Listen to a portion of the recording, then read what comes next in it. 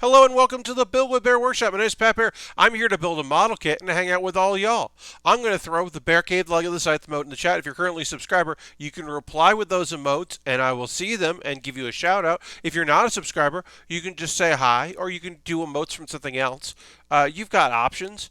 This is the intro portion of the stream where we're just going to hang out, see if a few more folks want to join us, and when they do, then we'll start the stream building portion. I'm excited about the build that I got going on tonight. I already cut a couple pieces out just, to get my fingers moving.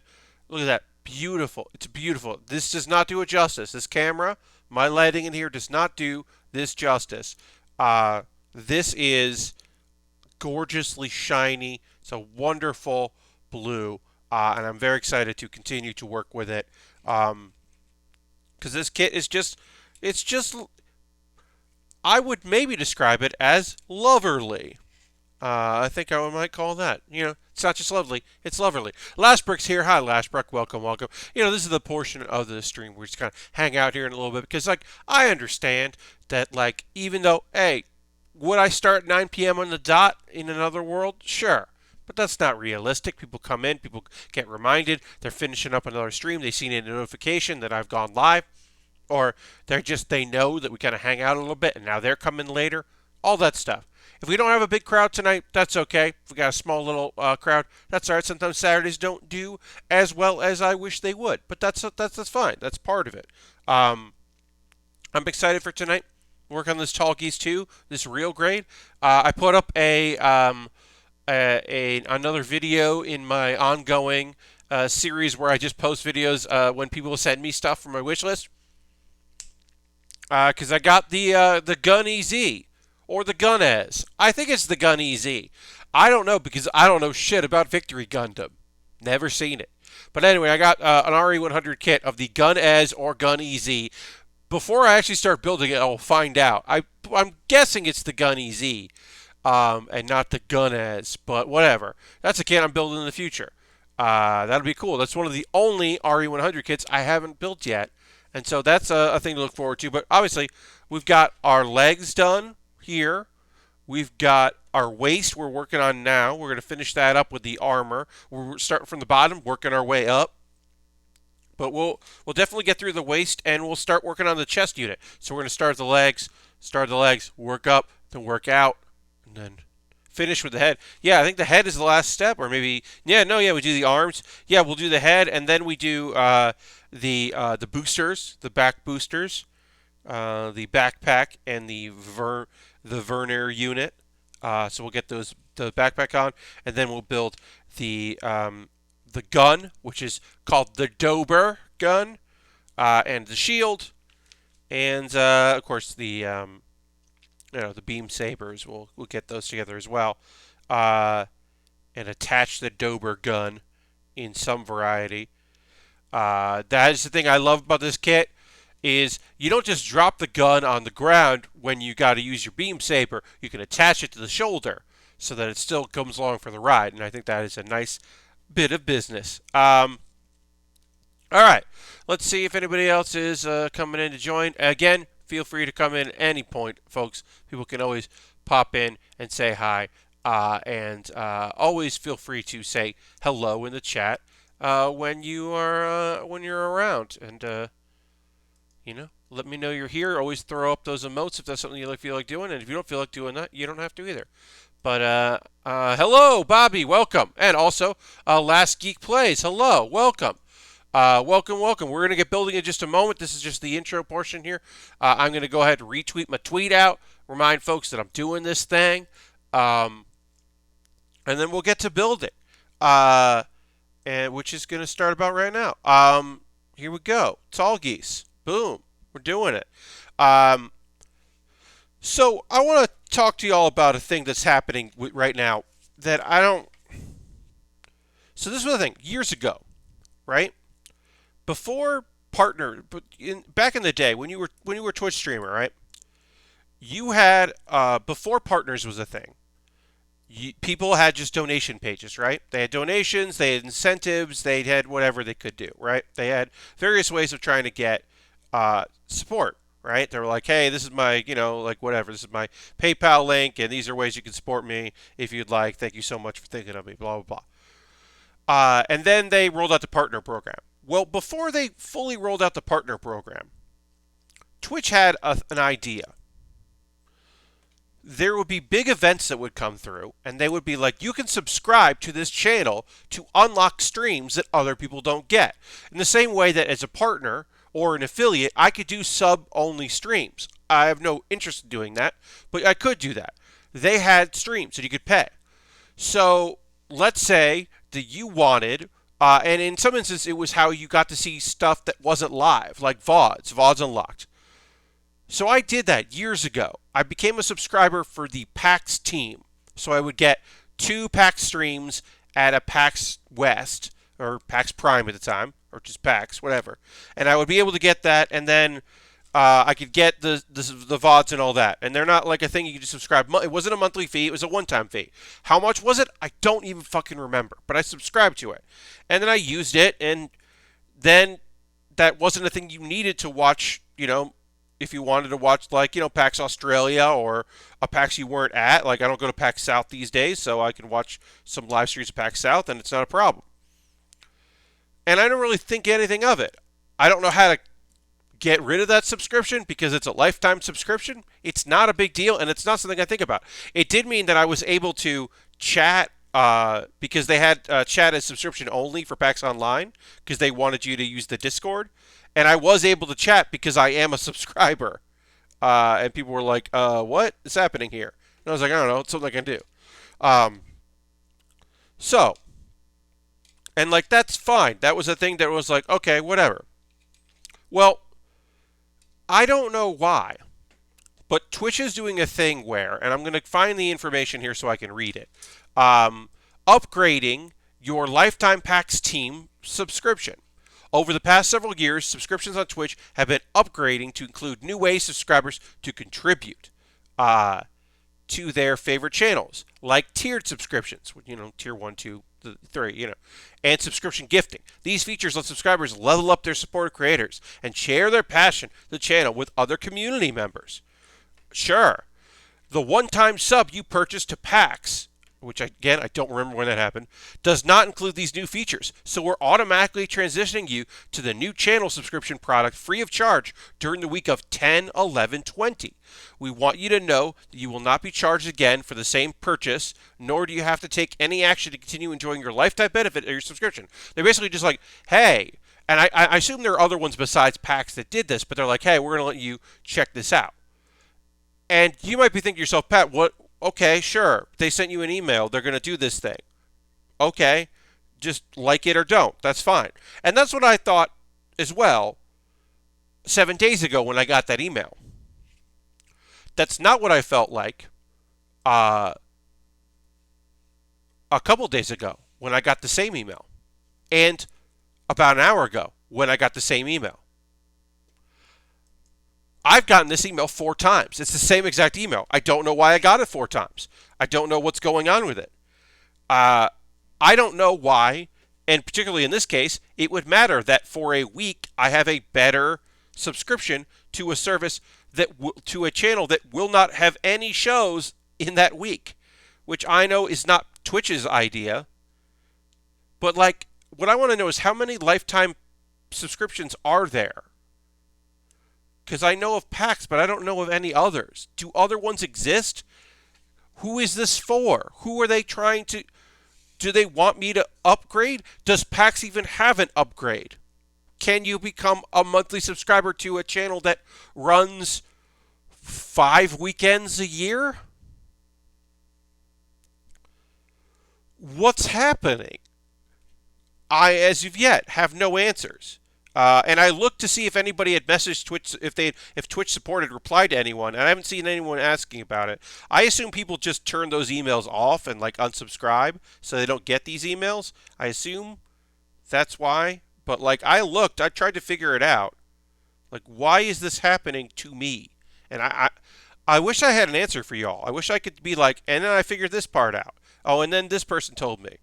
But as far as I can tell, like, the best case scenario I can get right now, the best answer I can come up with, or best theory I should say, is that this applies more to other lifetime subscriptions that exist. Why I'm getting multiple emails, I still do not have an answer. So I can't answer that. It was weird.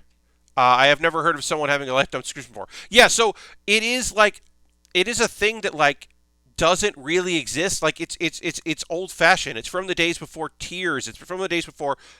I believe it predates monthly subscriptions and partners. I think it's pre-partners. It is literally a thing. Like it would not surprise me if it only exists for PAX and doesn't exist for anything else, and it was like an experiment. Because like I said, I paid for that PAX account. I paid to like unlock pre. Oh, you know what it was? By paying that, I got subscriber only chat, and I didn't get chat that anyone like only subscribers could like or whatever. And like it doesn't matter. It was just to unlock some stuff, and it was the VOD access, which I was looking for because there were panels I couldn't watch. This was for like a Seattle PAX that I wasn't before I started going to those. But yeah, man, I don't know. I just don't want to know why I'm getting so many emails about it. I'll probably just unsubscribe to these emails as soon as if I get one more, because technically it starts tomorrow. So we'll see if they send me an email tomorrow. But like I don't know. I don't know. Like I said, it's not like the PAX channel is going to run anything. Oh, also, I remember like I had forgotten this even happened. I had forgotten completely that I had subscribed until like I found it in something, and I tried to unsubscribe, but it wouldn't let me. I think I would probably have to block the PAX channel to unsubscribe, which I don't plan on doing because I do like to watch streams. So I don't know why I would, but yeah, it's weird. It's a weird thing. Anyway, that's my weird thing about Twitch. They do a bunch of other nonsense that is way worse and really negatively affects people. Uh, but like their whole business of them not they're just trying to figure out ways to show you who is if you get raids because they think it's spamming. Like if you get raided by like one person or two people, they think that's a spam, and it's like, no, that's just somebody who doesn't have a big following. They're not doing like I guess there are malicious raiders. I mean, don't get me wrong. There are people who go on raids to be assholes. That's a separate thing. And they might be small in number, but also there are mob raids of people with large numbers of folks that come in to be assholes. That's a separate thing, and don't believe me, that exists, and that's way more of a problem. That's a problem of like folks that have hate in their heart and have shitty communities going and wrecking shop and messing with people. They'll go to like a low numbered views of like a popular game. Like let's say that someone's streaming for like 5 people. They're streaming Among Us for like 5 folks. They'll like come into that and suddenly they'll go from like 5 to like 35, 40. But then 15 of those people are just saying profanities and racial slurs to get banned, and then the person who doesn't have a mod like has to just like go to emojis only so they can deal with that. Uh, and remember where the emojis only tab is and try to mod because they're not used to it. Like that's way more common than someone with one viewer is raiding to be annoying. It's like no, that's not a thing. You don't have to worry about that. All right, these are a little easier to apply, these stickers here. Just putting some stickers on, just some nice silvery stickers, really brighten up this kit as we work on it. I really love the skirt, as it's called, around the waist of the Tallgeese 2. I think it's just a really clean, awesome look. I mean, everything about this, it just feels so regal and so knightly. As you may remember, I am a big fan of this aesthetic for a mobile suit, having the kind of Knight of the Round Table style thing. Big fan. Um, But yeah, uh, I don't know. I've been thinking. Yeah, I've been thinking. I mean, obviously thinking about Twitch. A People come through and are full of. They're just full of garbage, and they do well because there is an audience for that garbage, which is its own sad commentary on things. And then if you're trying to just be cool, sometimes it's hard to do well. I don't know. I keep my head down on a lot of that stuff, right? Like, just keep working. Hopefully, people will like what I do and appreciate it. I'm grateful for the folks that choose to tune in, that like to chat. If folks don't want to chat, that's also okay. But like, yeah, I mean, I'm grateful for having this outlet, especially in the year 2020. 2019 and 2020 particularly have not been the best. 2020 is bad for lots of people. 2019 was bad for me, certainly. And having the ability to just kind of like chat with folks and you know build model kits, the thing that I really love doing, has been so nice to have this the opportunity to do this. Because dang, I love building model kits. That's just fun, and to be able to chat with folks and and share my share my passion for this hobby and give tips. I love seeing when people are like, "Oh, I'm going to go back to it. I haven't done this in a long time," or "Oh, I didn't know anyone did model kit building on Twitch. Oh, I'm gonna hang out." Like, I don't know. That stuff makes me happy. So thanks for being here, folks. Is what I'm trying to say. Always nice. Um, yeah, so I'm going to be building. I'm excited about that tonight. Keep the work going. The second hour, we will talk about some anime that came out. A new show got added that just started today, so I went and checked that out. And I did have to.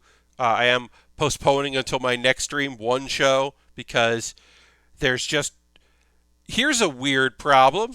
There's too much anime I want to watch that comes out on Friday and Saturday. So like I was just like, well, I can't watch all of this. I mean, I could, but I don't want to watch all of this in a row. So I'll just wait for another day where there's less shows I want to watch. And then there's the last new show of the season starts tomorrow. So at this point, it'll just be like watching what I want to watch and then making any choices about any shows that I might decide to drop. Uh, which I don't know if it's going to happen, but it certainly could happen. All right, so this goes in and then up. Okay, that feels wrong. But yeah, right now it's just kind of figuring out like, all right, I want to keep watching these things, and there are a couple of things that I'm like not talking about week to week, so I'm watching my own time. Like, I've only watched half of the first episode of Yashahime, and I'll like finish that up and then watch episode two because I am interested in watching it. But I'm like kind of more interested in checking out the new stuff, like new seasons, new episodes, new shows, because that's the thing that I am interested in more than other stuff. Not always, but generally, that is more interesting to me. Is the things that like just came out and people are checking out, and like I'm like, okay, well, I kind of want to be up on these new shows because I know that some of y'all like hearing about it. Some of y'all, it's not your thing. I watched the first episode with a dog and a cat. Every day is fun, and your recommendation was very good. Yeah, I'll talk about the second episode of that. Here's the thing, y'all. If you got Crunchyroll, even if you don't have a premium account, you watch it a week later. That's 90 seconds of your life. It's honestly less than 90 seconds. It's 84 seconds of your life to just watch a very cute little show. Uh, I'm always so happy when shorts get picked up because you never know. But like, yeah, that's just a lovely little thing that exists, and you can just like watch real quick, and it's fun. I'll talk about this, and it's really fun for me because like I'm just like my notes are just like this happened and then that happened and then it was smiles. The end. So it's like okay, very excited about that. No, I remember Beach Dairy from Loading Ready Run was like talking about his preview, and when it came to that, he's like, "Oh, this looks cute," and I was just like, "It got picked up by Crunchyroll. I'm so happy." And he was like, "It got picked up? What?" He was very surprised because yeah. Why would you think that a 30-second, or sorry, 85-second, 84-second anime would get picked up? Surprising. But yeah, that is a cute one. Yeah, so people are checking out new stuff, and I'm like always interested in what people are checking out. But I'll like kind of get the word from folks. There's like only one show that I bounced right off of that people seem to be digging. Oh, I'll talk about this. I don't know what it means yet, but so there is a horror, suspense horror anime that aired a few years ago that is being re-released this year. Higurashi, When They Cry. It's based on a light novel, or sorry, visual novel game, and it came out, and it was this thing of like, oh, it's very cutesy and kind of psychologically messed up. There's some weird shit, and it's dark. Well, the re-release, which is what it was called, of like, oh, we're redoing the art for it, but it's going to be the same story, was just called Higurashi When They Cry 2020. Until it wasn't called that anymore. Because now it's called Higurashi When They Cry Gao, Gou, which is like something about karma, I guess. It references karma. So they just like, and I think it's not a straight one-to-one, like we took the old scripts with new art and like the same voice actors and re-recorded it. Apparently it is different, and there will be differences between the two. And like this is not a show I have any interest in watching, but I can't wait to read an article on like Annie News uh, or maybe Crunchyroll or Funimation's blogs. Like I can't wait to read uh, an article about like this, because it is a bit. It's not a huge bait and switch. It's not like, oh, this first episode is cute. It's not School Days. This episode's cute. Wait, this thing's dark. What the fuck happened? It's not that surprise, but it is like a thing where I think it's going to be more than just a remake. And that's cool as hell, especially for fans of it. Like I said, that's not me, but there are people who are like ride or die for this kind of show. Like the spookiest show I've ever watched and liked is like Paranormal Agent. I thought was pretty damn great, and it was disturbing, and I didn't love all of it, but I thought it was at least like interesting, and I got like into it. So like that's a show that I was like, oh, I can get into this. And then another has certain gore and suspense, and there was a lot of dread in that. But I did think the story was cool, and there were a lot of weird moments that I really liked. And I think like figuring out what was going on in it was worth watching. So if you're looking for something a little spooky this Halloween season, I think another is very cool. And is literally one of the only horror anime I can recommend. Speaking of which, on Monday, the next Pat Bear's Anime Club episode comes out, which is me recommending Halloween anime, stuff that fits the mood that is not spooky. Two of them are action-packed, but they're definitely not spooky things, because that's not what I'm here for. I'm not here for spooky. All right, so I got to put this on here. And then this locks in place. But I got to make sure. One thing about this lovely kit is there's a lot of nubbins. There's a lot of like extra shit that you got to make sure you're getting off, because I didn't do that with the legs, and then I had to go back and kind of clean it up. So I'm now looking at every piece for like little extra pieces of plastic, little nubbins that need to be removed. Also, I love Tallgeese. It's one of my favorites to play with back when I was really into the NS GW fighting game. Oh yeah, the Tallgeese, Bobby, was great in that game. You're not wrong. That was always great. Yeah, no, I love the. I mean, the Tallgeese 3 is incredible, and I think the Tallgeese 2 is also great. I like a night-themed model kit. I think that is just a great, neat, fun choice to be like, oh yeah, no, this is a. Yeah, it's like it's like a night. I just think it's great. Yes.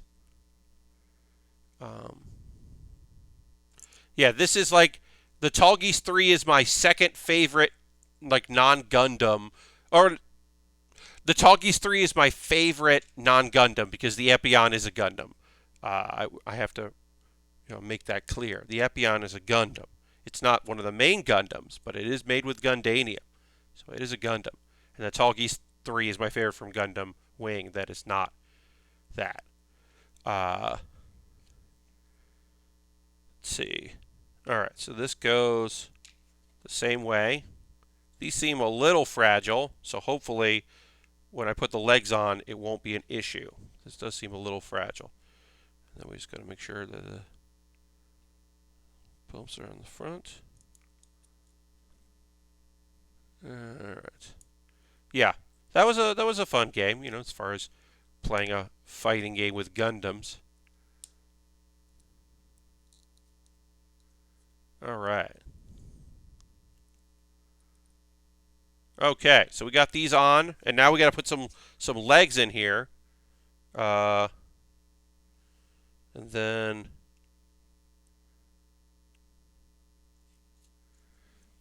we'll put some legs in. All right, I'm going to show you one cool thing is here. So you see how there's an opening on this part there. What I'm going to do is I'm going to pop this in to legs. Now this is the thing that I wish more kits had because I think it looks very cool. Is I can pull down. Oops. The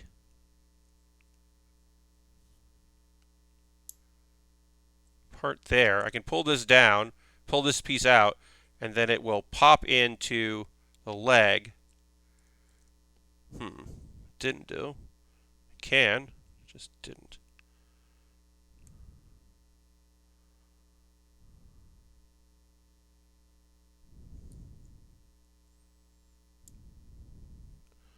It's supposed to pop in here, and then it will be like snapped in, but it didn't want to do that. I was like, I'll check out this cool thing that does, and then it just didn't do that. So like that, and then yeah, you can swing this up. It's supposed to basically just be like, it basically locks this part of it in place. There it goes. There it goes. All right, I got it. That was annoying, but it worked. I just think that's really nice for posing. It just keeps it in place, and I think that looks neat, like that. All right, so then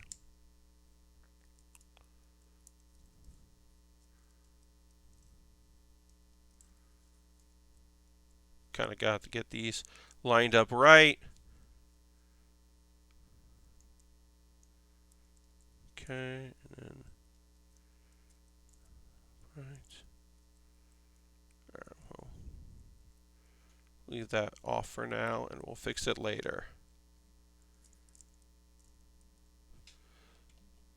Mostly got it on. Now we just got to do the front part of yeah. Yeah. All right. Great. So we have done the waist here. We're done all of the waist. It is now time to work on the chest unit. So we're going to push this aside a little bit. Start getting into our chest unit. I wanted to ask everybody, how has your weekend been? Does anybody do anything fun this weekend? Myself, I had I'm here with my folks, and we had some guests over who have up until very recently, they're friends, very close friends. They have been in upstate New York because their daughter recently had a child, so they went up there to help out with that during all of this, and basically spend a lot of time with the grandchild.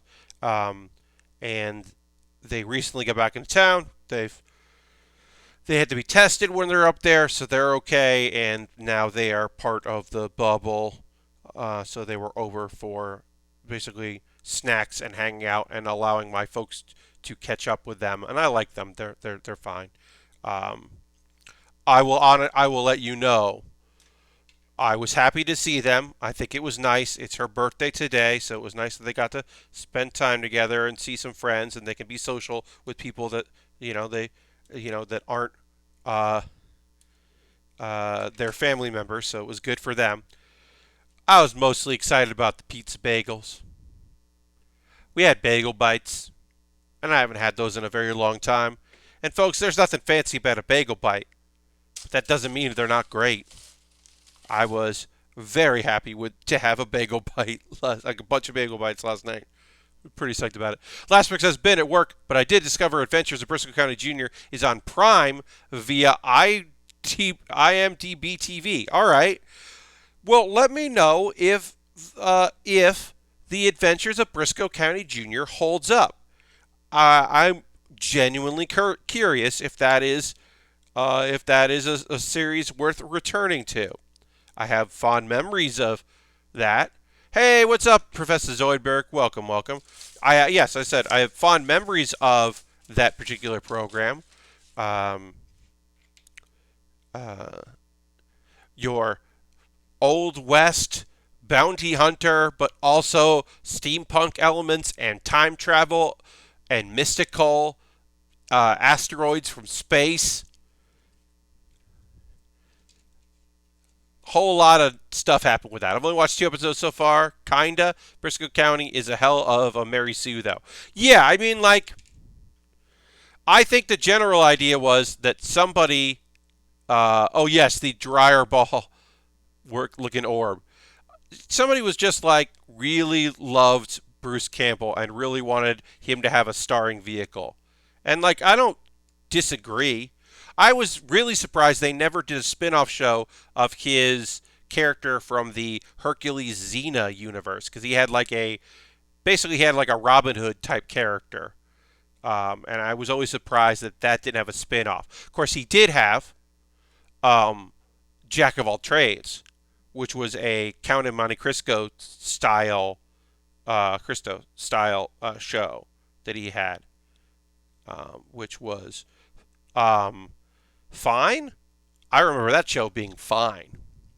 Bruce Campbell, back in his prime, was a good-looking dude. Surprised he never got bigger. Yeah, Lastbrook, it's so weird. It's just a weird thing. They just didn't want him. It just never worked. I mean, Fox just didn't know what to do with Briscoe County Jr. because it was a weird show, and they went with it. And then, yeah, he just never had anything really take off. I'm going to cough. Pardon me. What the fuck is with WWE splitting up New Day and bringing back Lars Sullivan all in one night? Sorry if off topic. No, we can talk about it. Oh, look, we were going to talk about it. So, those are two separate, different kinds of shitty things. Let's start with the one that is an obvious one that I don't have any like, well, and maybe, and okay, and that's Lars Sullivan. Because who the fuck was waiting for the day that Lars Sullivan returned? Who was salivating at the thought that someday Lars Sullivan will be back? And like, oh, like what are they going to have him like beat up Jeff Hardy? Is that going to get him over? Is that going to get him is that going to build him up to be anything? Who cares? Who the fuck cares about that dude? Who wants that dude? That dude one. One, he sucks. The locker room does not like him, and he sucks. And two, he's not a good wrestler. Like Isabella says, who cares? Yeah, just like, but that's the thing, right? Because sometimes, like in wrestling, like any other thing, right? Yes, you said on Braun makes him irrelevant. Yes, because Braun is just a bigger, tougher. At least Braun can do fun and funny, like the mix match challenge. His stuff with Alexa Bliss was fun. It was limited because he's limited, but it was still enjoyable to watch. Whereas like Lars has no upside other than like being big. Like anytime you're watching wrestling, right? Like there are people who are going to, you're like, I don't get this, but I can see why other people get it, right? Like, there's going to be performers that you're like, this isn't for me. This isn't my deal. This isn't like, this is not my person. But like, I get. Oop, I put this on wrong, so I have to take this apart, y'all. Um, I get why someone would be like, yeah, I like this. Like, there's always going to be wrestlers that just aren't for you, like anything else. But like, who's into this to be like, oh, I can't wait to root against Lars Sullivan? I don't know. I don't know if those people exist. Yeah, I don't know. He just feels like a mold of the past. Like, he wouldn't get booked in indie shows because people wouldn't want to like like he'd only get booked at indies. He'd only get booked at indies if he was like running a territory. Like, then he like he was running a group, then he would like be able to book himself. And people would be like, oh yeah, well, I did the job for Lars because I'm hoping next month he'll book me again. Like, that's the only way I could see it happening. Uh, Sid Vicious Jr. Yeah, at least Sid Vicious Jr. had, or sorry, at least Sid Vicious Sr. had the ability to be completely nonsensical, and you could get some enjoyment out of him being just a complete nonsense person, and so people could get good matches out of him. I've been watching WCW pre-purchase, and he would have fit right in there. Yeah, I mean, just like the thing is, like, if you're a big person, if it's big boy season, like, you got to be fucking Keith Lee. You can't be Lars Sullivan anymore.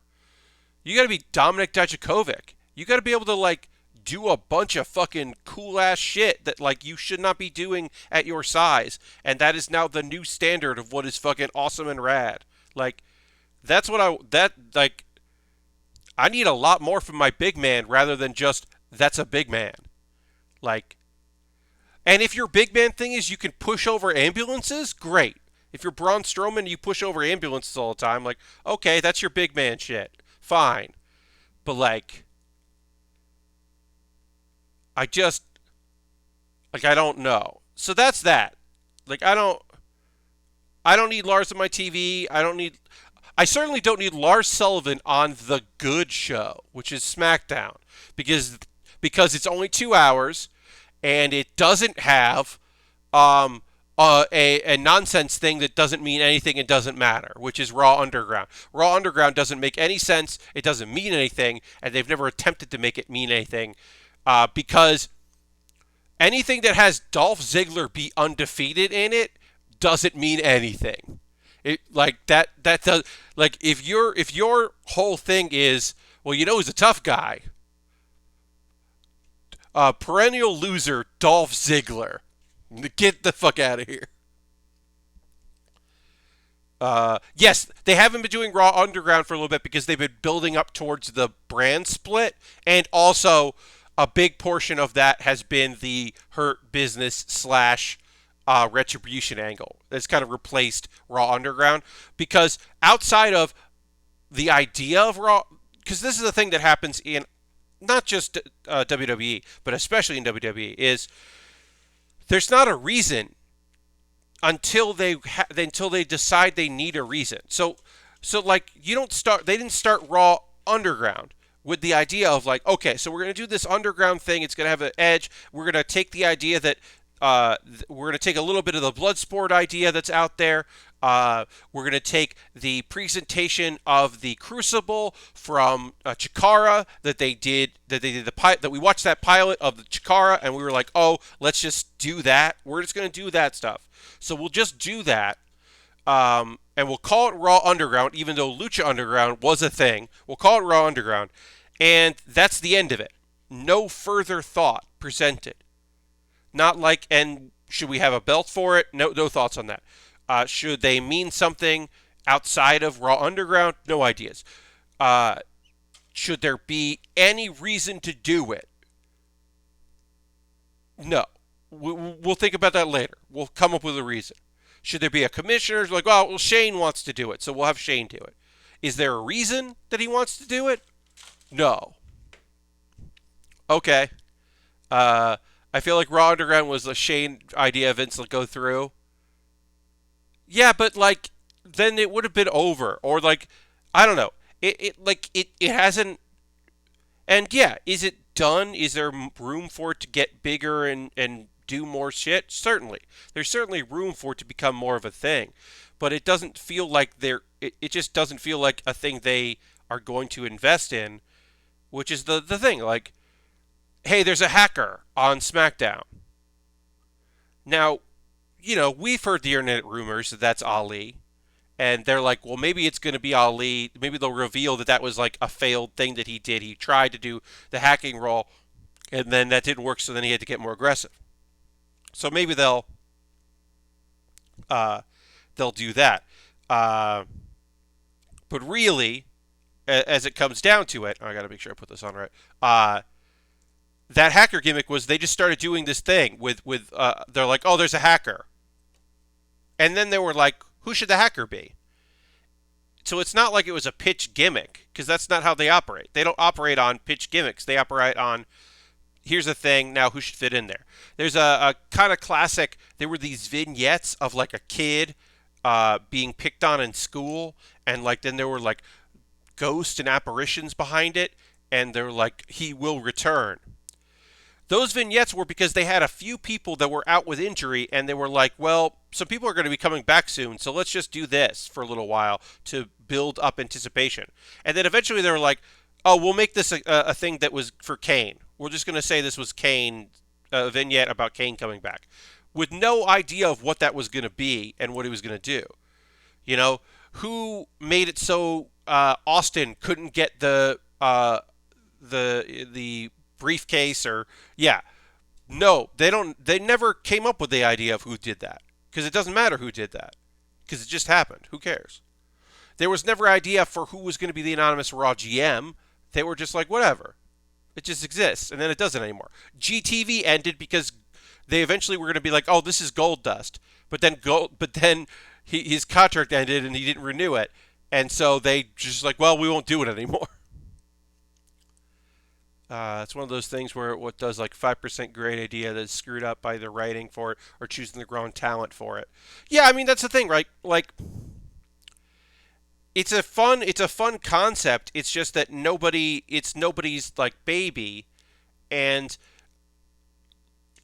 you can tell when an idea is thought out and planned out because it works. You know, Mandy Rose acceptance and the Mandy like storyline of her like accepting this like goofy but like sweetheart guy. That story worked because somebody was like, "This is the payoff I want. Do you like that idea of this payoff?" And they were like, "Yes, great. Now I can build to this payoff." And then it changed, and then it got even bigger, and it got outside the scope. And then she was laid off in April, the person that had been writing a lot of it. So like it went through revisions that unfortunately like could like unforeseen changes uh, because she was let go. But the basic idea of it like that worked was just like these are the things we'd like to see. Here is where we would like it to go. Here are the beats we need to hit by this time because the audience really likes it and we all like it, uh, and we can get there with it. And the folks are on board with it and they like the idea of it, so we can get there. And then they got there, and it ended up being one of the best storylines of the year. And it still will be a great storyline even when Otis doesn't win the big belt because they're not going to have him win the big belt.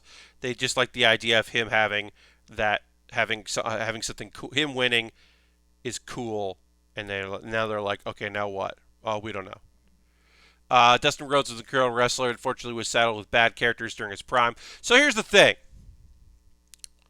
Dustin Rhodes didn't have a character other than being the son of Dusty Rhodes. That was his character. Because the natural is not a character. A guy in a cowboy hat is not a character. He didn't have a character. Now, him being given a character that was revolutionary and completely unbelievably strange and weird. Did I put these on wrong again? I did. Which is Gold Dust. Gold Dust is an unbelievable. Gold Dust is pre-Attitude Era. Honestly, Gold Dust's height is pre-Attitude Era, and that's incredible. It is. Is it? Uh, uh, like inappropriate by today's standards? Of course it is.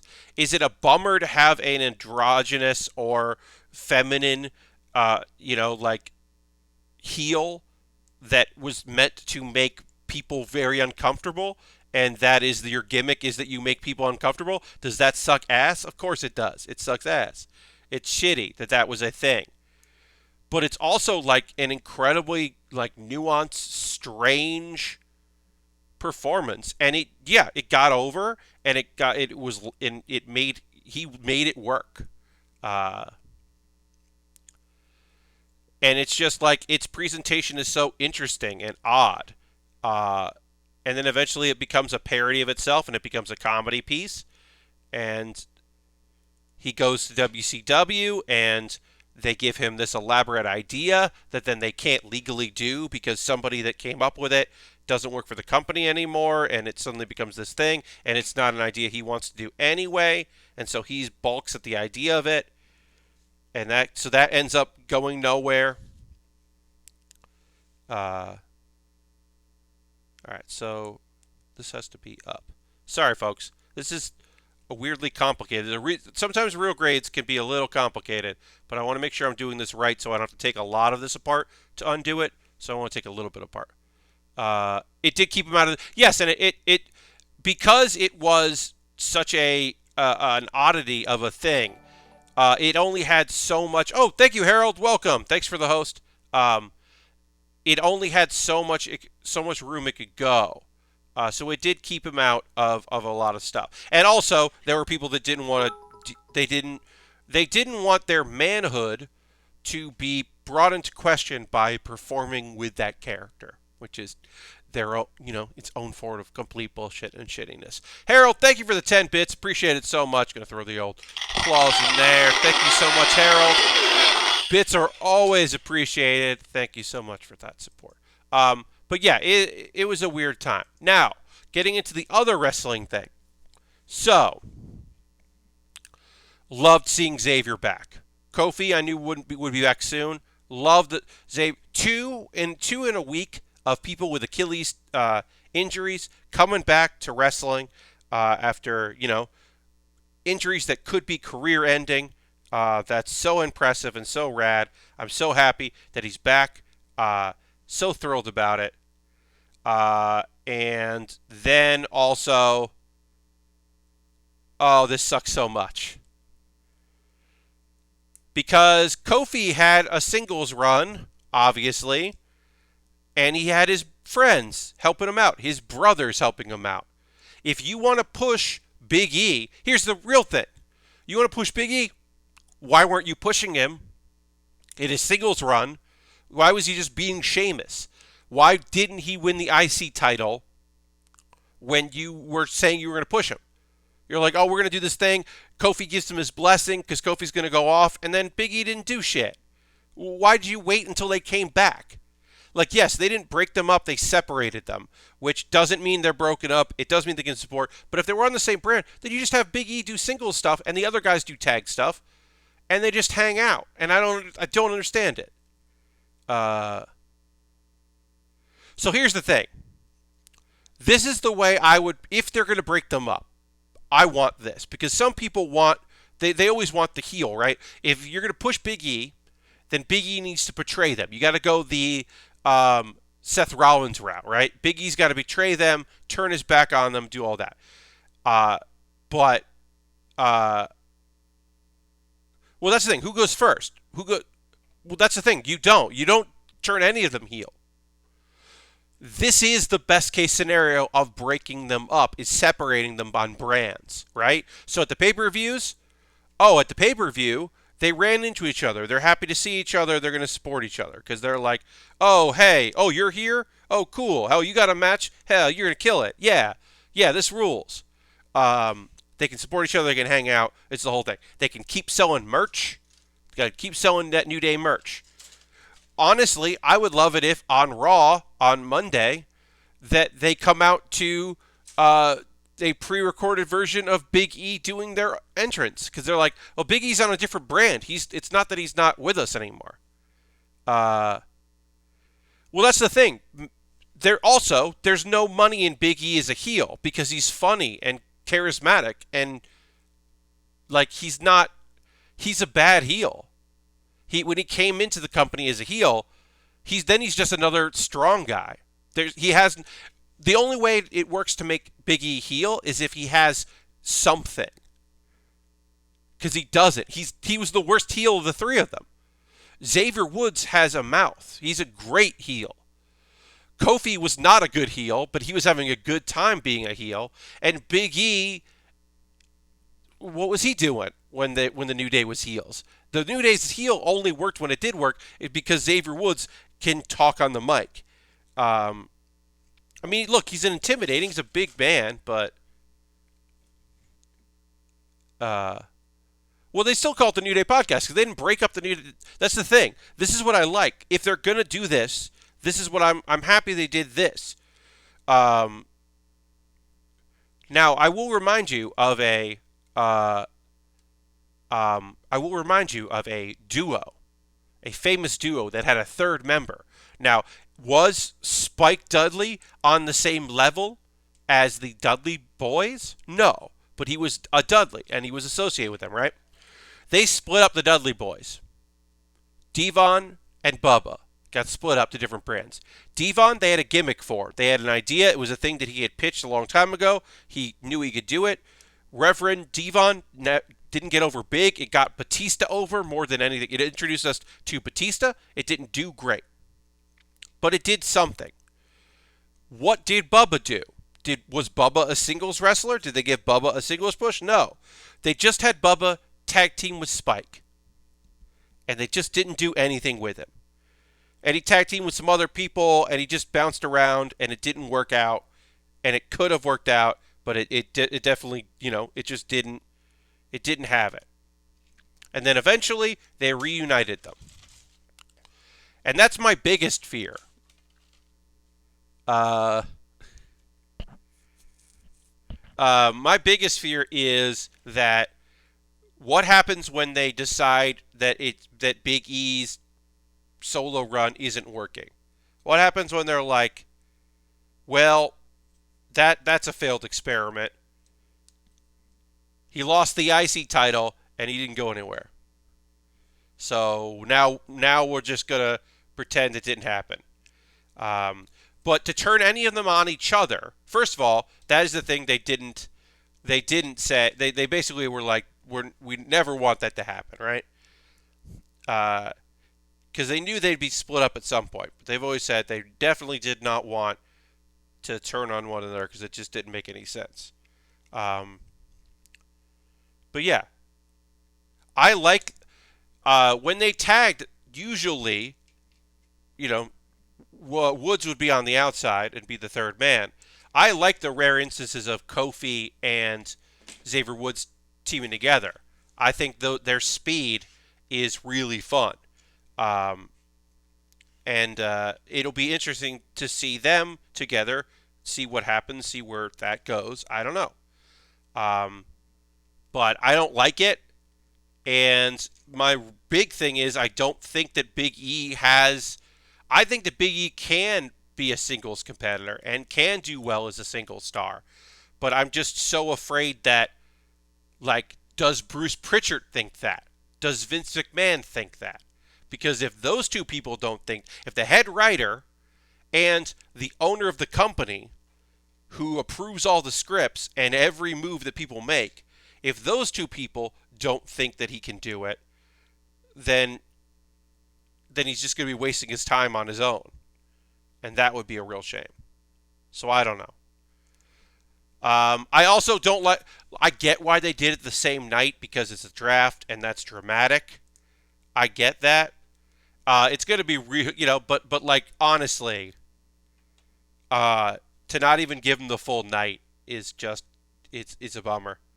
I definitely feel bad about that. I wish that they had had some time to like trio up and just like have some time to do some cool shit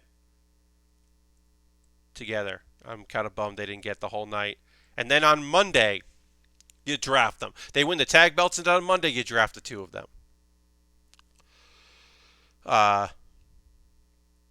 yeah, I mean that's the thing, right? Like Xavier Woods is the thing with Xavier Woods is what's going to limit him in WWE is when he decides he's going to retire. He's going to probably retire earlier than other people because he is setting himself up for a career outside of wrestling better than most, right? So the next time he gets injured, one could imagine that will be it for him. Uh, Kofi Kingston, won the championship. Uh, Even if some people never believed in him, people believed in him. Big E certainly has a future. Big E has more title wins in his future. Because it wasn't the NXT we think of. People don't talk about his NXT championship wins. But he's got all the tools he needs to succeed, and anyone could. They're great together. They'll be fine separately, but you kind of wanted it to be like I didn't think they'd break them up until one of them retired. Because if one of them retires or doesn't renew their contract, and goes to another company or something, if one of them leaves, then it's like, well, we don't want to be a duo anymore out of respect for, we were a trio, we've always been a trio, so we're going to pack it up and go our separate ways here. And, there's still plenty of love, blah, blah, blah. But, uh, to play on what you said about Big E throwing one of them over, I love the idea of uh, one of them taking a dive. Like Xavier Woods is entry number 30. He helps out Big E. He saves Big E's spot and then jumps because he's like, nah, man, this is your time. You go for it. You get that championship win. Like that to me is like an incredible, cool moment, which I'm much more interested in than one of them throws the other out because it's like, oh, well, this is my time. It's like, nah, that's not how they operate. But who knows? Woods is going to be in the spotlight for a long time. I mean, the thing is that Woods can heat anybody up. Woods can work with anybody. I could even see Kofi getting another singles push with Woods as his number 2 and just kind of like popping him in, and then like, yeah, they got to do a tag team thing here and there and whatever. Like, he's great. He's always going to do well. Woods can end up in a commentary position when he doesn't want to wrestle anymore, and any company would have, or as a manager, any company would be happy to have him, and he'll do super well in that role. If that's what he wants to do. But it'll be interesting to see if that is. I mean, even outside of wrestling. Yeah, I totally agree with you. That would be good storytelling since Xavier and Big E said their goal was to help Kofi become champion. Yeah, so right now it's like that was their big thing, was they wanted to see Kofi win the title, and they wanted to help Kofi win that belt. So that was their big push. And then the other story thing is that Xavier Woods always wants to win. Like, he was like, more than belts, he's like, he wants to be King of the Ring, and I don't think that's going to happen because I don't know why they would do King of the Ring again. But I also love the idea of that, which is being like, I'm going to keep winning. I'm going to keep winning so that he can be King of the Ring because that's what he wants. I don't see that happening, but I do think that is a fun thing to think about. I don't know. But yeah, no. Woods has got it together. Woods is going to be able to pull some shit off, and he'll be good. Be able to do all the shit he wants to do, take care of family and all that when he's done in the ring. But we'll see. We'll see how he does. Hopefully WWE doesn't screw with Woods' side hustle. Yeah, I don't know. Yeah, I think like he more than just about anybody is definitely. Although I can imagine he's might have a better contract dealing with side stuff than other people.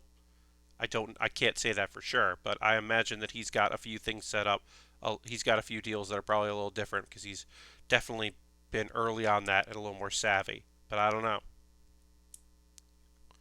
Yeah, we'll see who agrees to that kind of stuff. I mean, the nice thing is that you have somebody who has like high standing with the company, former world champion in uh, and who is very unhappy with how things are going right now in AJ Styles, and the hope is that he's putting some pressure on people to because he loves streaming. So hopefully he'll put some pressure on people to change some shit up. Mm-hmm. But yeah, all that is just nonsense.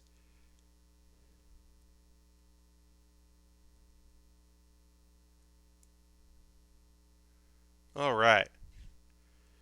Got to put some front armor on this. We'll take a pause for the cause in a moment or two. We'll talk about ways you can support the channel because that's always, a thing I do around here is I do the old pause for the cause.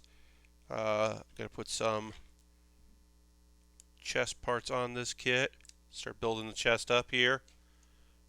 Get some color on this.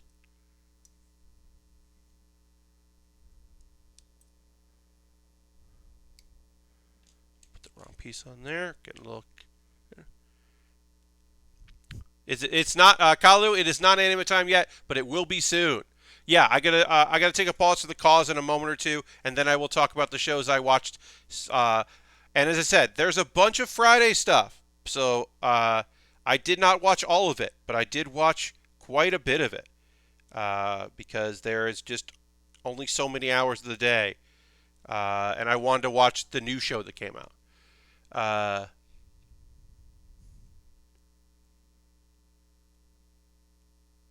you have a gripe, but you gotta wait till it's on. Yeah, uh, that's fine. Yeah, but yeah. I watched. I would say um, the one show I did not watch that I watched the first episode of, but I'm pushing the second one over to Monday is Tonikawa Over the Moon for You. So I did not watch yesterday's episode 2 of Tonikawa Over the Moon for You, because that was the one I chose to wait another day on. Uh, Mainly because, well, one, there was a new show I had to check out, and two, I I there was a show that I was like, I think I'm going to pass on this, but I've just been thinking about it so much that I was like, well, if I'm thinking about this show when it's not on, then I probably need to watch it because it means that I'm interested in it. And that'll be the first one I talk about because uh, I was like, meh, I kind of like this. Oh, I don't know. And then I watched it, and then I was just thinking about it in my off time. And I'm like, okay, I'm going to watch episode 2. That happens now and again, right? Like that's why there's the 3 episode rule. You kind of watch 3 episodes and you get a sense of if this is for you or not. Um, that's not always the golden rule, but it often is the golden rule. Anyway, we're gonna take a pause for the cause, folks.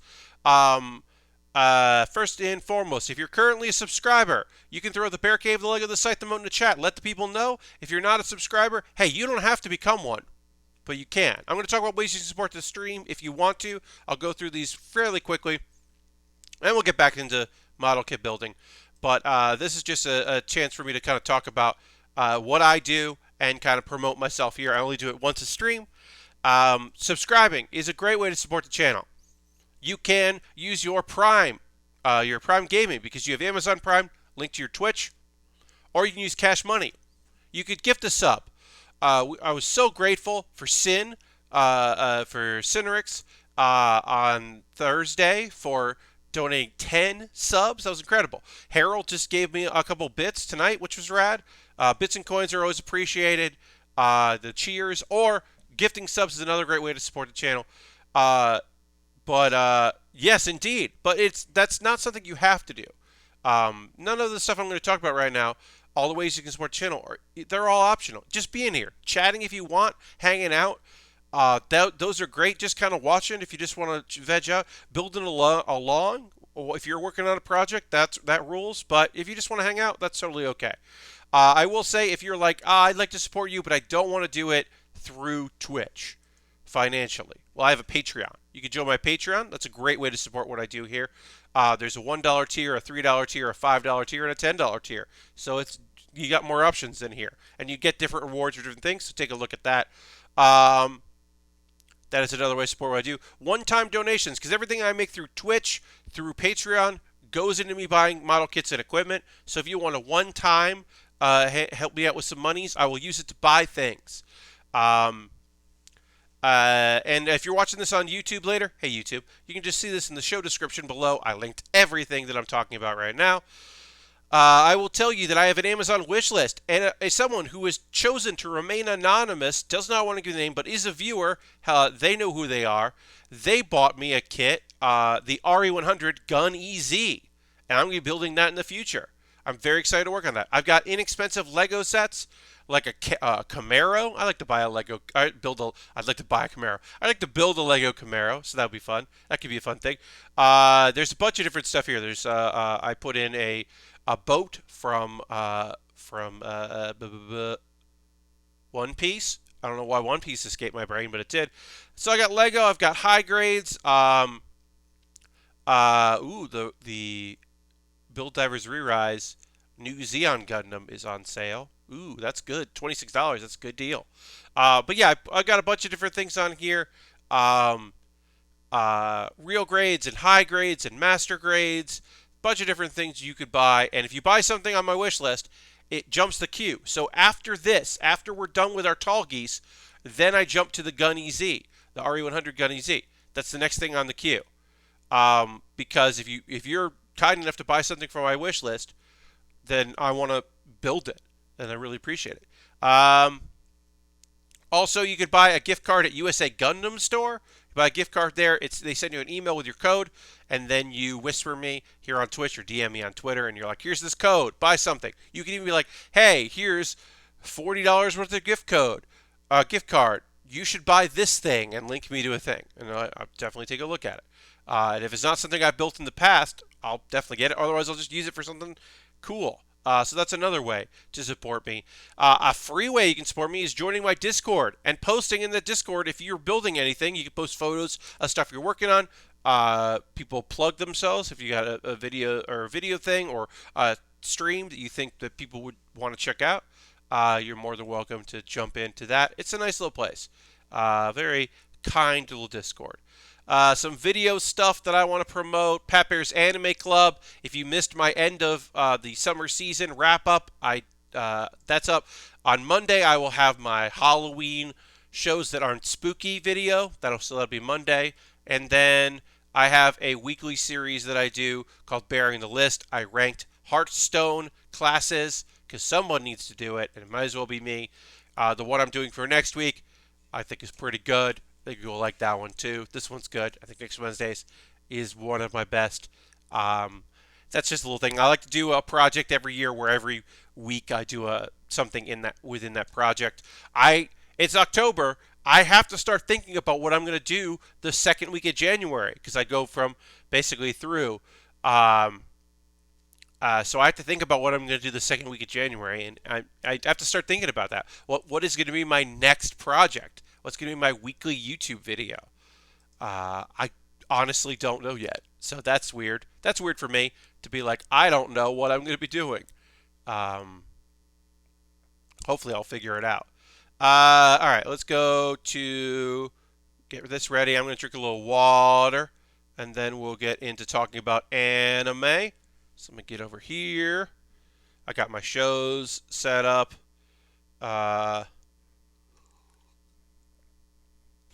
So, if you weren't here on Thursday, a thing that I have changed a little bit is I am not going to be doing a play-by-play of every moment in an episode.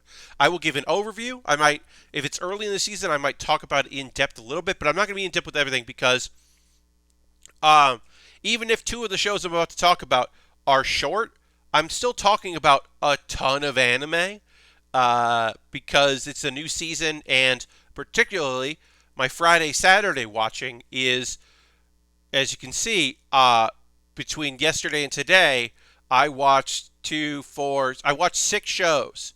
Now, obviously 2 of those are short, but that's still a lot. That's still 2 hours of full length and then two little short things. So that's still a lot.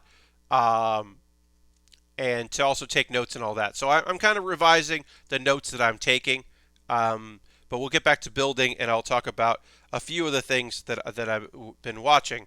Um, so I said that I wasn't interested in the first episode of when I first saw the first episode of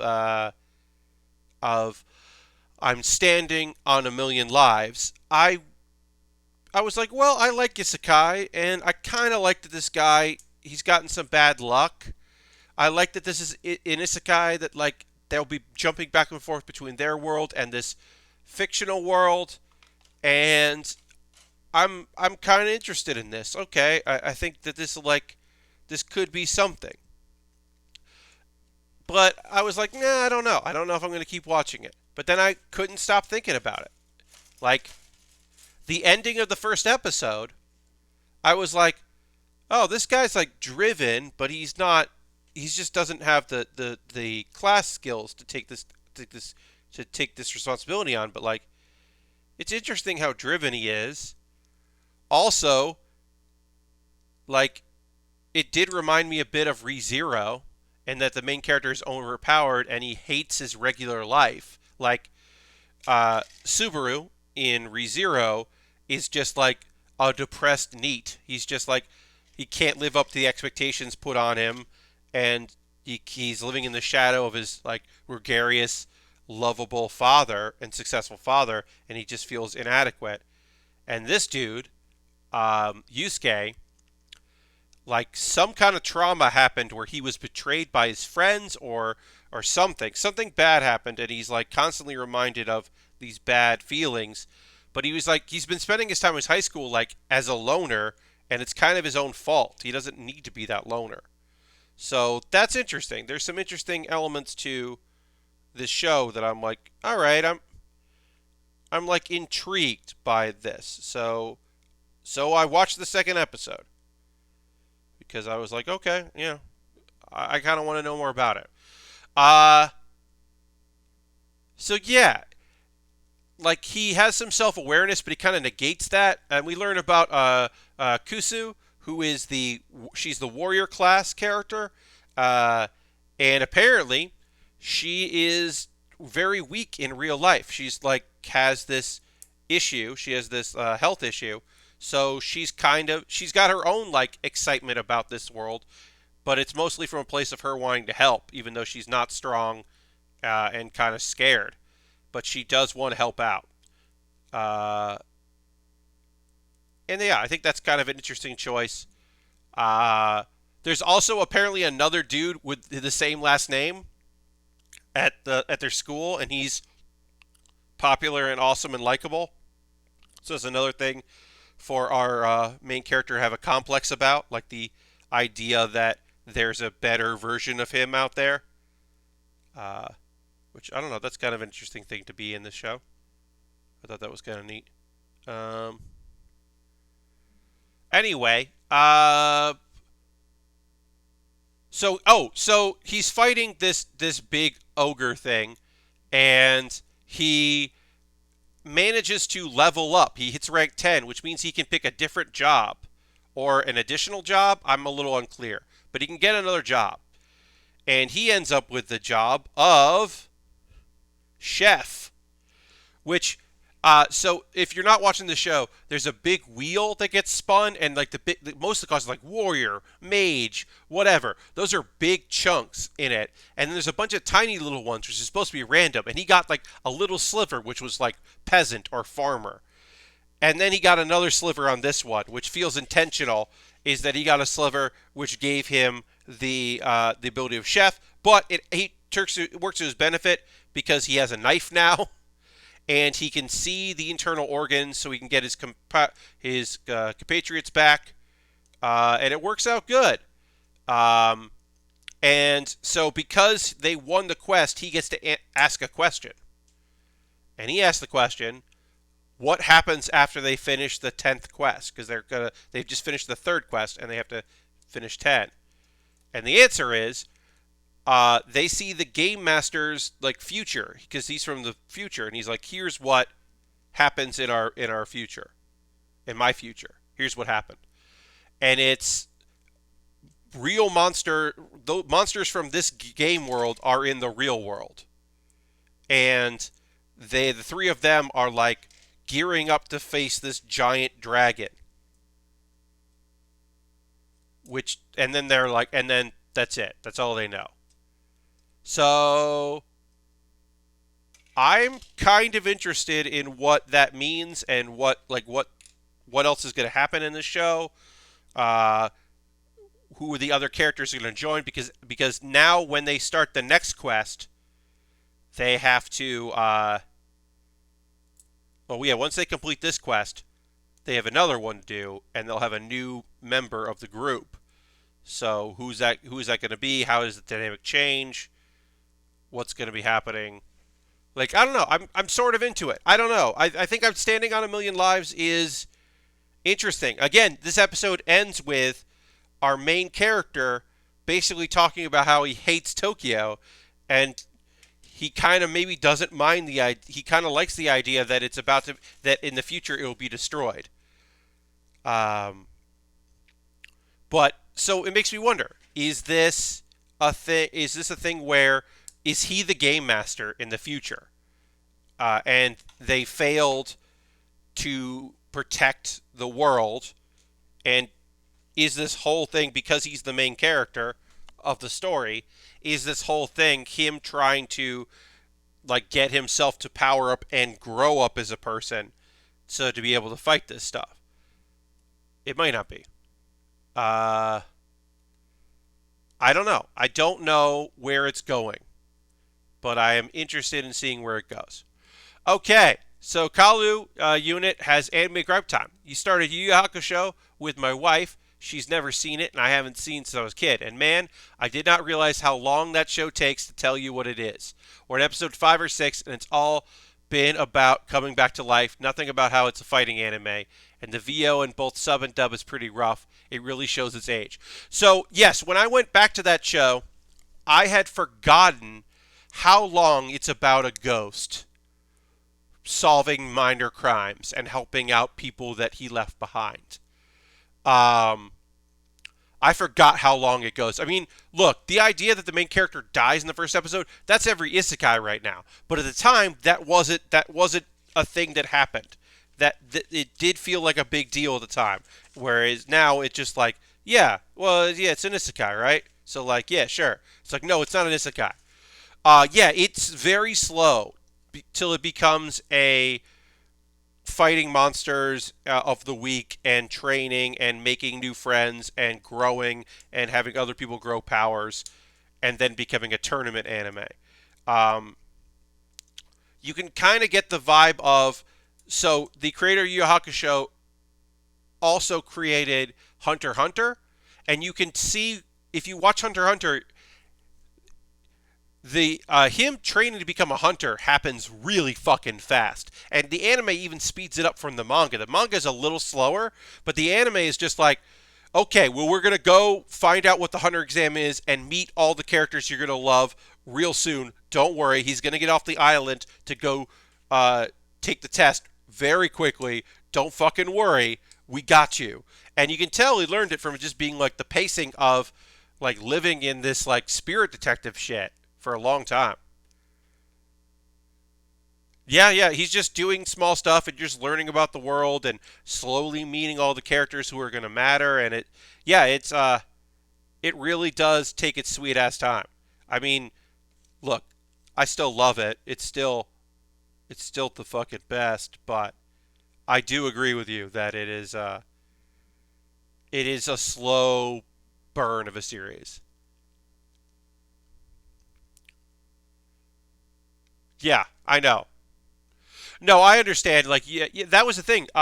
So people, when Dan Reichert was taking anime recommendations, there were people that were saying that he would really like Yu Yu Hakusho. And here's the thing: he would really like Yu Yu Hakusho because he would like Yosuke's like delinquent attitude. He would like how dumb Kawabara is. He would like the fight scenes. He would like that Hiei just is like a no nonsense dude and like taking care of business. he would think that it's like pretty cool. But like there's so much of Spirit Detective before it becomes monster fighting guy who's alive again.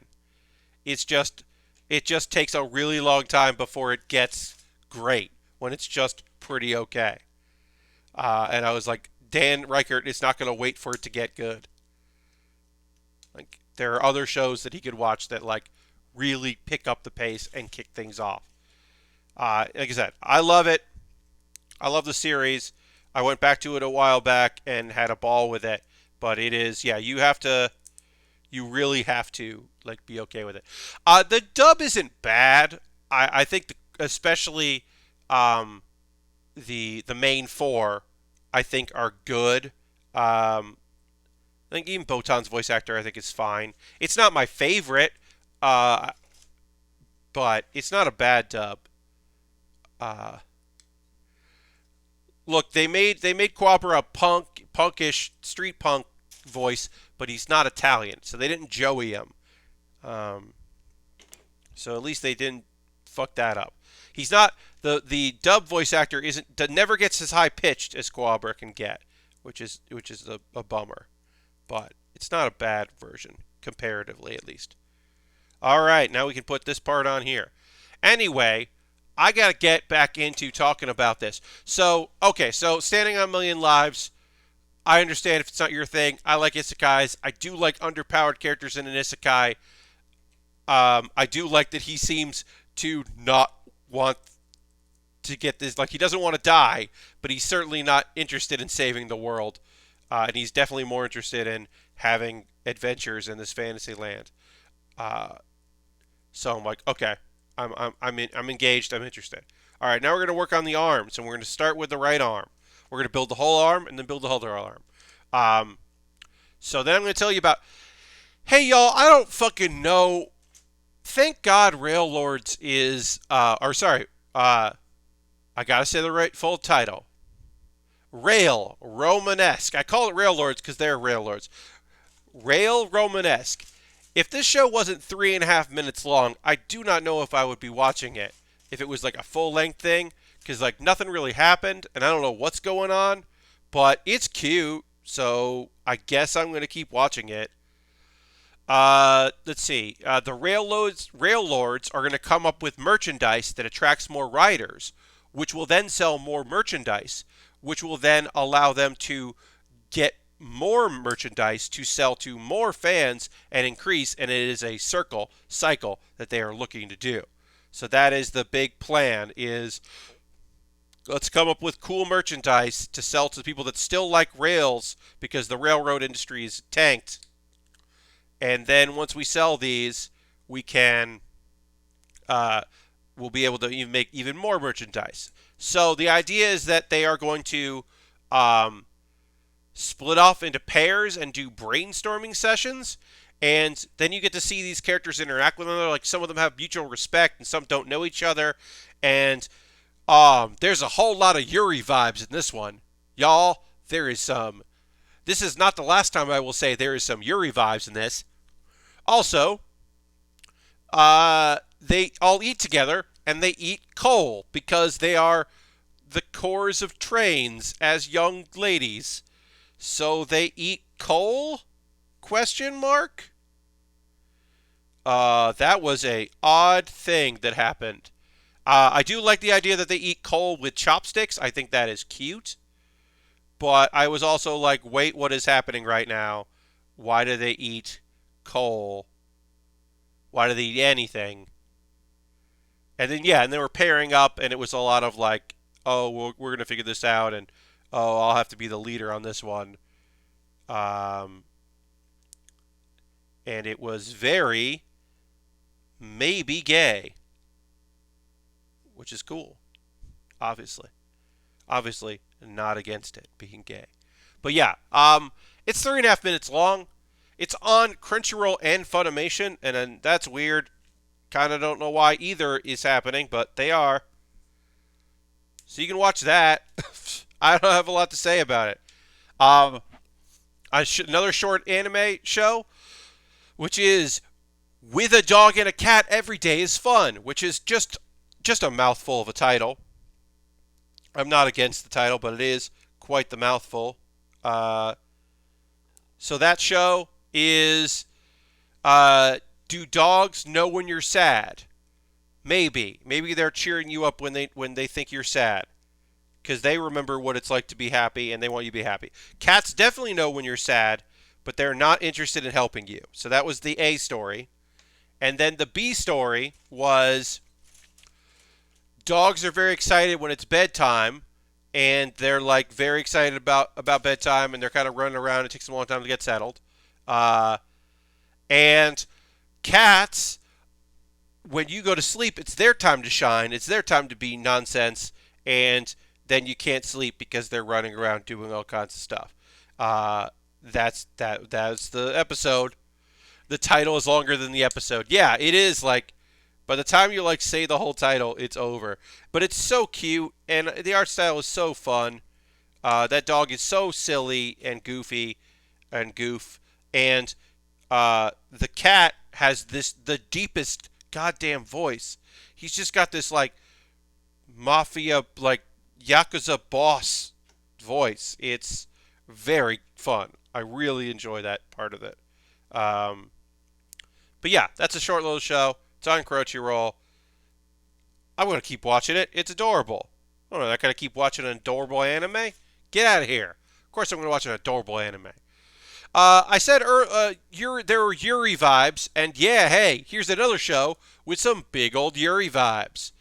Uh, this is another, so far, one of my favorites of the season. Wandering Witch, The Journey of Elaine. So, even though it is spelled Alania, it is Elaine. It is pronounced Elaine, so I'm not gonna not say that it's Elaine. It is Elaine. I gotta get these dots in here. Right. Okay. So, Wandering Witch is fucking pretty damn cool. So, the first episode was about her becoming a full-fledged witch, and now she's like starting her adventure. Uh, and she's the Ashen Witch, and her first stop is the Land of Mages, where you have to at least be like not have to, but like just about everybody is. They really regard mages.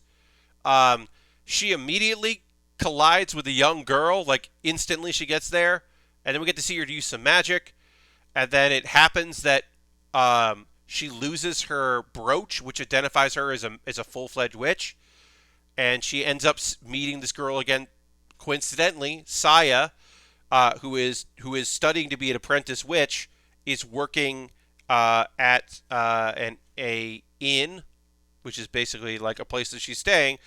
And while Elaine tries to find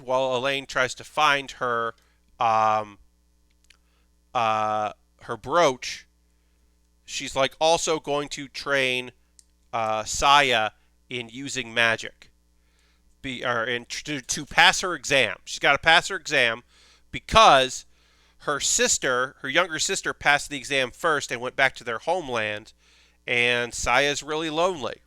And if you're like, oh, that's a sad little story, well, more happens, and we'll get into more of that basically immediately.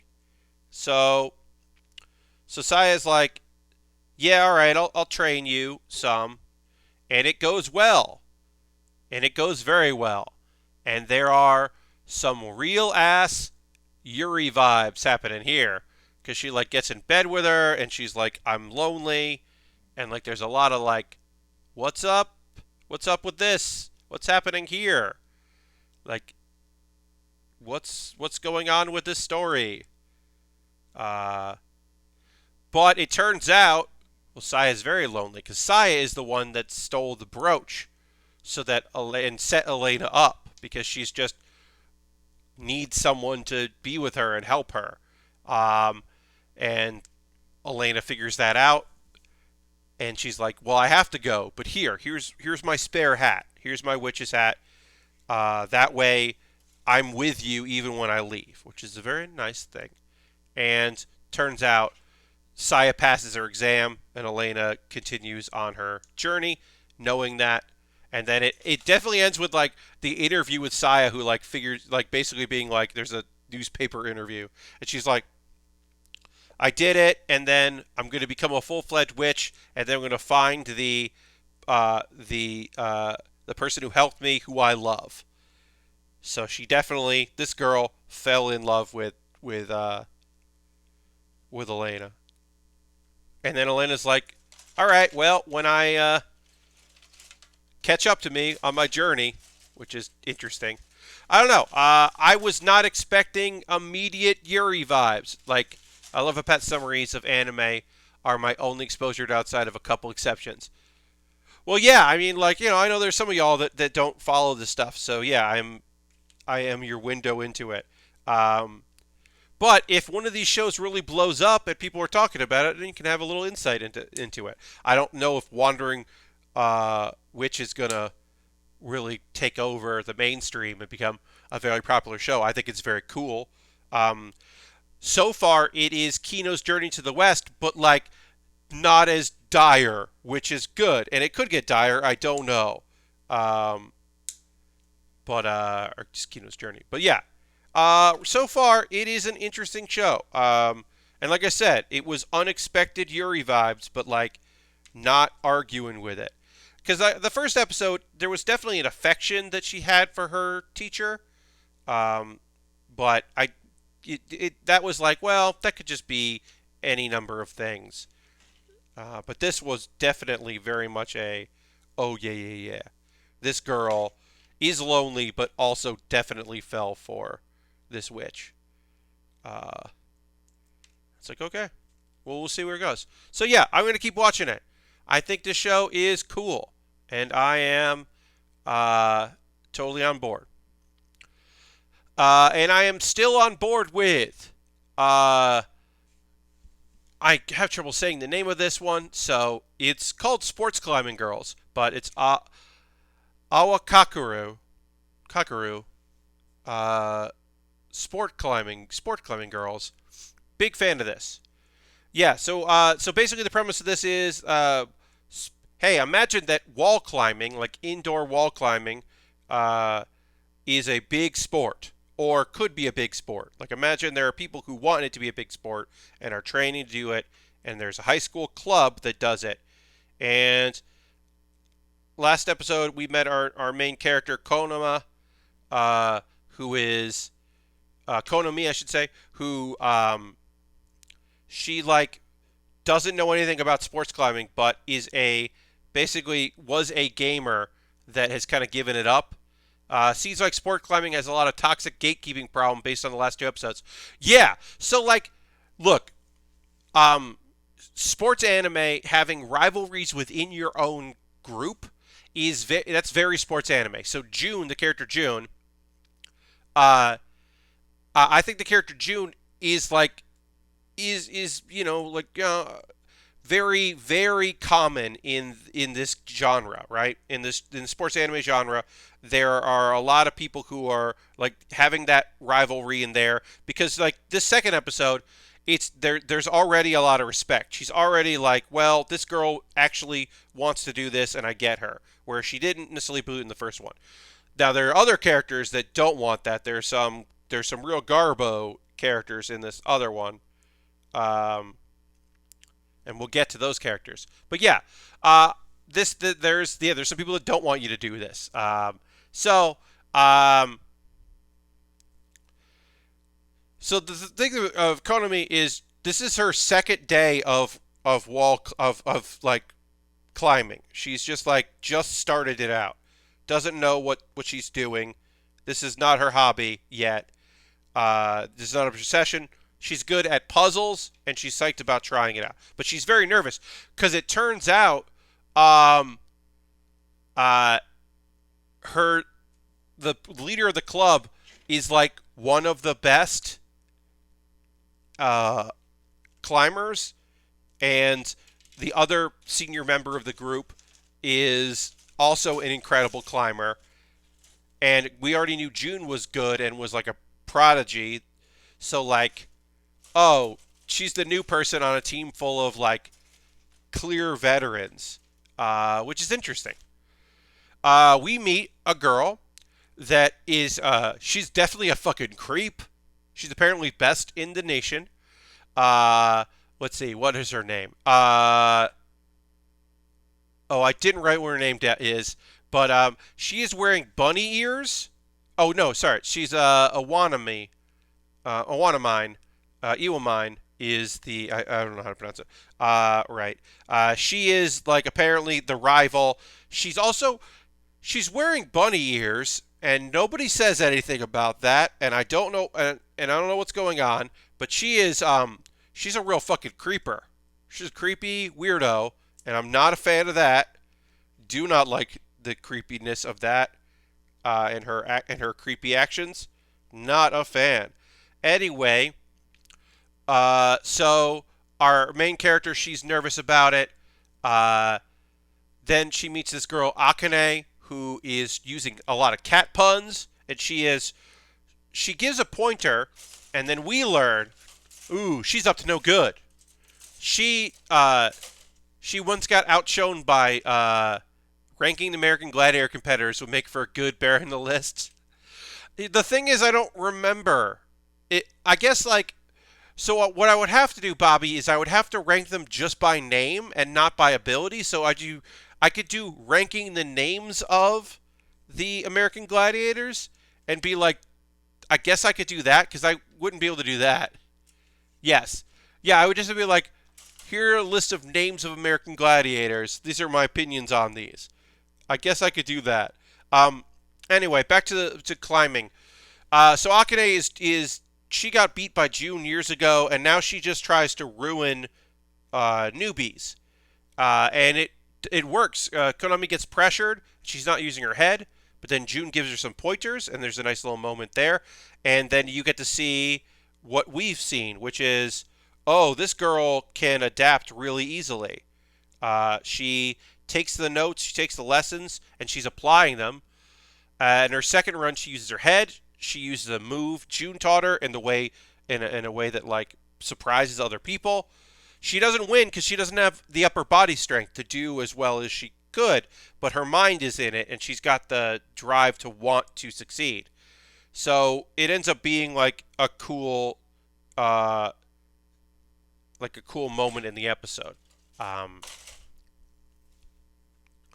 and then the end of it, we find out that her three team members came in first, second, and third in the competition. So clearly they are very good um, at it. And the dream of Sayo, the captain, is for them to win nationals. And then they're all like, yeah, we're going to do it. We're going to do it. And Konami is like, hey, I know I'm new at this, but I really want to do better and want to get better. And I really want us to get that chicken dinner. Which you, as someone watching the stream right now, you're like, ha ha ha, that's fun. That's cute. Oh, yeah, because she used to be a gamer, right? So she knows So, yeah, she knows about the winner chicken dinner. And they stare at her because they have no idea what she just said. And she's like, oh, it's a gaming thing. Sorry. Winner chicken dinner. And they're like, oh, okay. Well, yeah, let's get that chicken dinner. And it's just like a nice thing. There was also a flash of like the other very good people in the nation. And there was like the creepy girl with the bunny ears, and then like somebody who's actually pro at it. And then there was also like there was like a muscular girl and like the ballerina of rock, and they all had like nicknames that were all very nonsense and wonderful. And so like that's the thing where I'm like, hell yeah, more of that shit. So she's Tifa. Yeah, she's like a puzzle master, but she used to be good at puzzle games, and she was a big gamer, and now she's adapting her love of puzzles and puzzle solving to rock climbing, which I guess is a natural fit. I don't know. Uh, yeah, I'm gonna keep watching it. Like, do I like the toxic girls in this? No. Is this more sports anime than slice of life? Yes. This is a sports anime that happens to feature four ladies. I don't even think it's a slice of life. I think it's just a sports anime that happens to feature a sport that I wouldn't think of as a competitive sport and wouldn't think about watching. So I think I'm gonna keep watching it because I think it's interesting and I like the characters and I'm kind of interested in the world that they're in and what they're dealing with. So I am going to keep watching this. And then the last show, a show I do not know if I'm going to keep watching, because I'm going to watch the second episode. I'm going to give this at least 2 episodes, because today was the first episode of. I gotta look up the name. The full name. The full name is The Day I Became a God, which is interesting because it doesn't feel like this show is from the perspective of Odin. Uh, yes. No. Professor Zoidberg. I always call when I'm talking about Will Smith. I generally refer to Will Smith as Internet Will Smith. Although I will say, and this was not them teasing. This was them. I thought this was funny. He's apparently referred to in the Penny Arcade comic because he and Gary play video game golf against Mike and Jerry. They are referred to him as Discount Will Smith, which I know is not meant to be mean, but is a little mean, but also made me laugh. Because, yeah, I said Internet Will Smith, and they were like, yes, Will Smith, a.k.a. Discount Will Smith. Anyway, the PGA golf stream is extremely entertaining. Yeah. The bootleg, yes, bootleg Will Smith, yeah. So, The Day I Became a God, I don't know what the fuck is going on with this show. I think she is a god. So basically, the world is going to end in 30 days, and a young lady who is named, her name is, she calls herself Odin, but her last name is something I can't remember, but it's a very normal name. And she meets this dude, and Sato is her last name apparently. His name is Yota, not Yoda. His name is Yota, which is very common.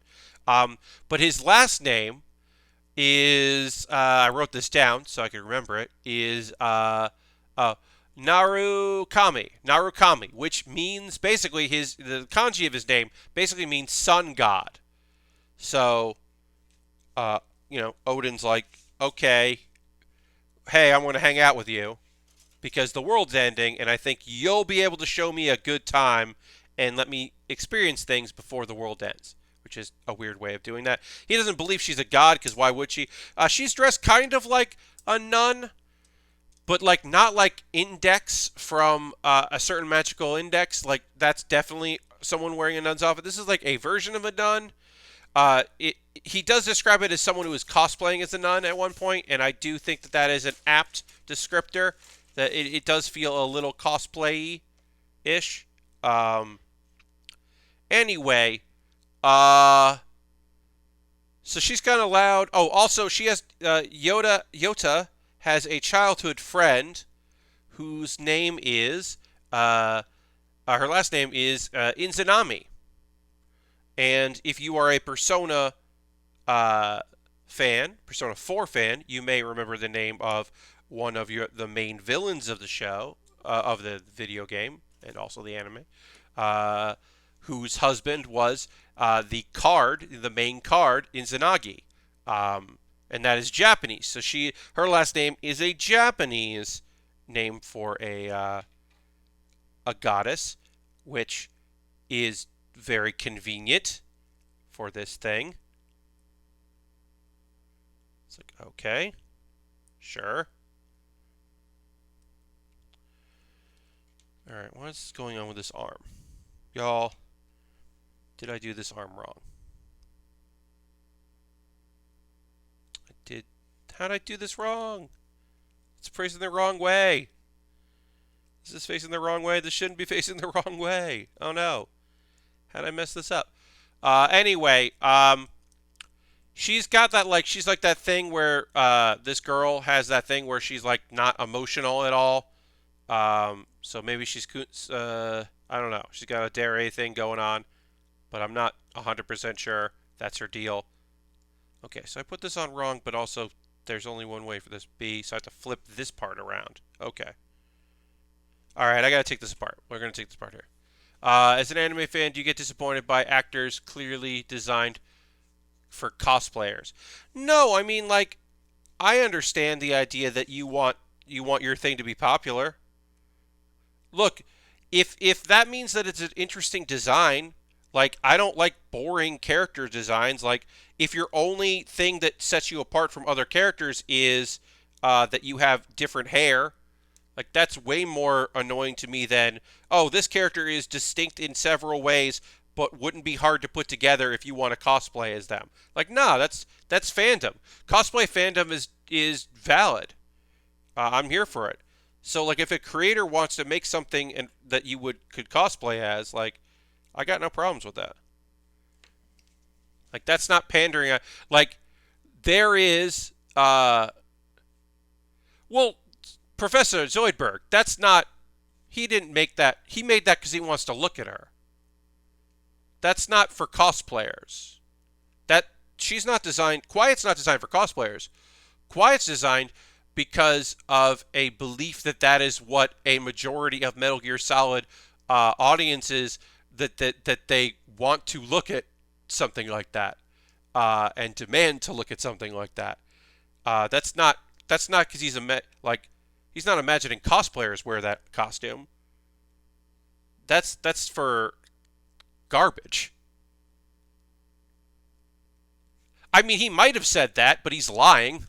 He might have said he made it because why would he make something that cosplayers can't wear without, like, without a lot of other bullshit? Now he made that because he wants to, because he wants to see a lady like that. Like that. That's clearly the reason for that. I don't think there's any other motive outside of that. Did I just do the wrong parts here? I don't know. That's my opinion. I mean, I don't know. I will. I'll take my lumps if I'm wrong on it, but in my opinion, he designed Quiet because he wants to design because he wanted to draw or he wanted there to be a naked lady in his game. Like that's why he made her like that. Because that's what he wanted to be in the game. Now it says you can turn this. Put on that and then it turns, but it doesn't want to turn. But yeah, I don't care. I don't care if characters are designed so that cosplayers will wear them. Like that's, I don't got any problem with that. Especially yes, she didn't wear clothes because she had absorbed sunlight. Even though he's already created a character in Metal Gear that absorbed sunlight, that did it, that wore clothes. So it's just like, well, what about that dude? Why wasn't he naked? So supposedly I can put this on and then turn it.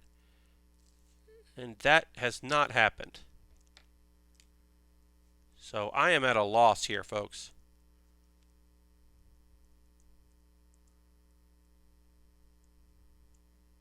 Sorry, y'all. I'm definitely at a loss for this. I do want to just kind of get through this real quick. So this girl, Odin, predicts a horse race. She predicts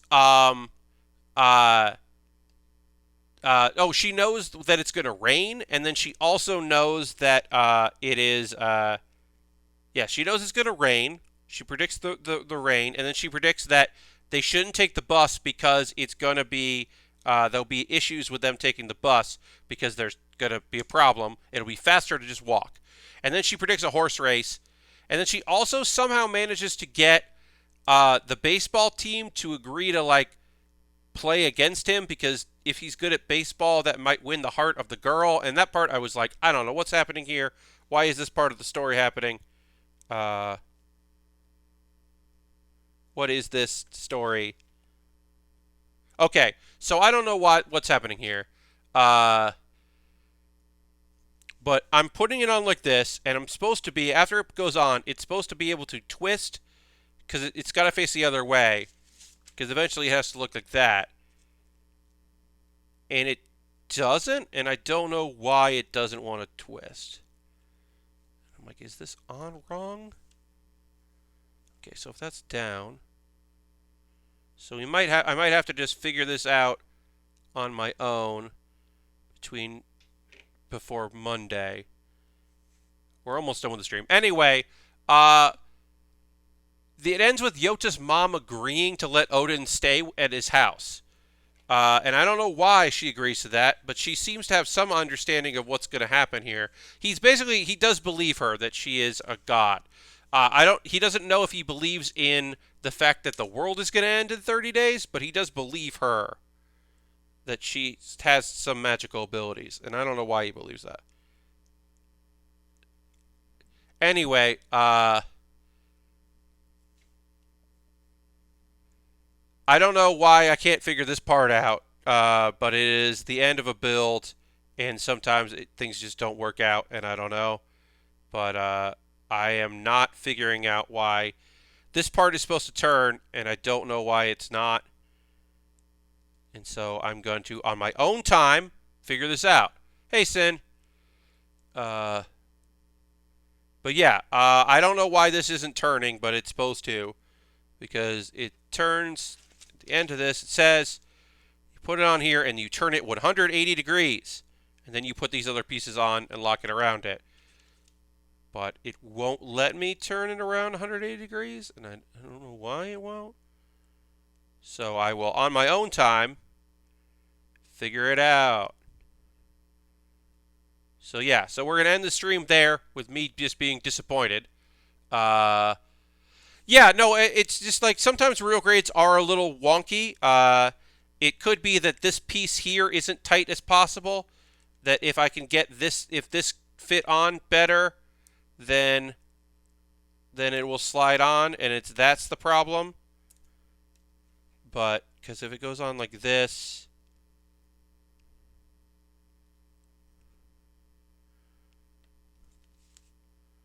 yeah, I just don't know how it would move, but it's supposed to move. So anyway, I'll do some research on this. I'll take it on the off stream, and I'll take a look at it. So on Monday, by Monday, I'll know why this is not turning on this part, what I did wrong. I'm basically going to disassemble all this and redo it, because I just don't know what's going on with that.